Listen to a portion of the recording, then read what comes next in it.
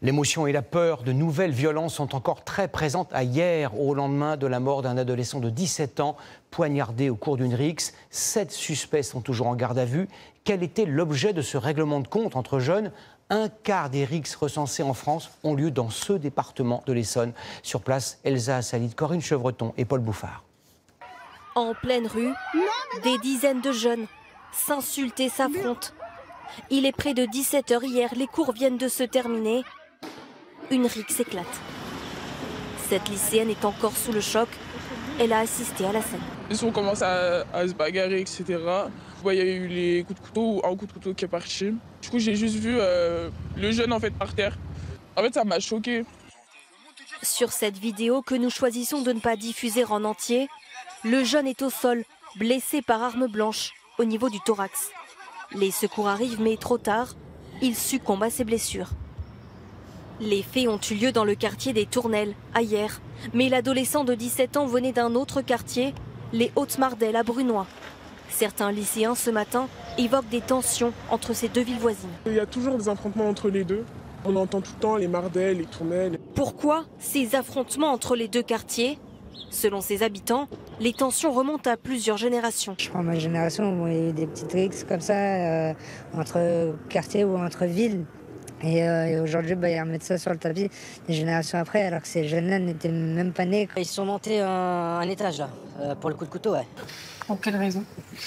Rivalité, même un regard, une bousculade, un regard ou... À Brunoy, un retraité nous reçoit dans un lieu associatif du quartier. Il habite ici depuis plus de 40 ans et pour lui aussi, les rixes ont évolué. La différence de l'époque, c'est que ça prenait du temps pour arriver à se mettre en place. Alors qu'aujourd'hui, avec les réseaux sociaux, ça peut être instantané, quoi. Les affrontements plus violents concernent toute l'Essonne. Pas moins de 100 rixes comptabilisées par la préfecture en 2024, un chiffre quasi constant ces dernières années. Pour ce syndicat de police, les causes dépassent les querelles familiales. Vous rajoutez aussi le trafic de stupéfiants qui s'est fait avec la notion d'argent, avec la notion de guerre de territoire. Hier, une enquête pour homicide et violences volontaires a été ouverte. 7 personnes soupçonnées d'avoir participé à la rixe ont été interpellées.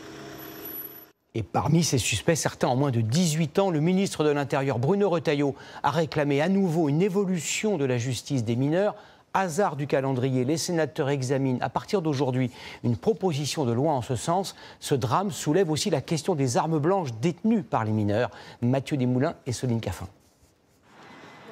Panique dans les rues de Paris ou dans ce collège de Nîmes. À chaque fois, à cause d'un simple couteau de cuisine, si facile à se procurer. Quelles sont les règles ? Pour en acheter un en armurerie, il faut avoir au moins 18 ans. Mais en ligne ou dans certains magasins de cuisine, aucune vérification d'âge. Quant au port du couteau dans son sac, par exemple, en cas de contrôle dans la rue, mieux vaut avoir une raison valable, sous peine d'une interpellation et d'une amende. Quelle justice pour les mineurs ?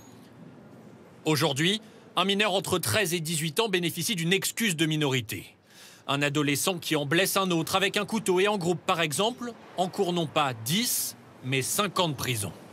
Mais le gouvernement souhaite mettre fin à cette règle pour les récidivistes de plus de 16 ans, avec aussi des comparutions immédiates devant un juge pour des peines plus rapides et plus strictes.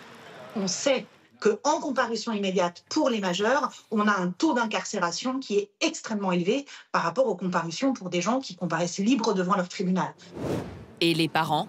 Le texte en question envisage une sanction pour les parents défaillants, avec des amendes par exemple, en cas d'absence au tribunal pour une décision concernant un mineur. Cette amende-là, qui est à la main du juge, eh bien, sera de nature à convaincre ses parents, ou au moins à les inciter à venir se préoccuper du sort de le mineur. Une mesure qui divise les sénateurs, chargés de se prononcer sur le texte d'ici la fin de semaine. Toujours à propos de justice des mineurs, l'adolescent de 16 ans interpellé samedi après l'agression du rabbin d'Orléans sera jugé par un tribunal pour enfants le 23 avril prochain. D'ici là, il a été placé en détention provisoire. Ce soir, plus d'1 millier de personnes ont participé à une marche silencieuse dans les rues de la ville en soutien au rabbin agressé et injurié.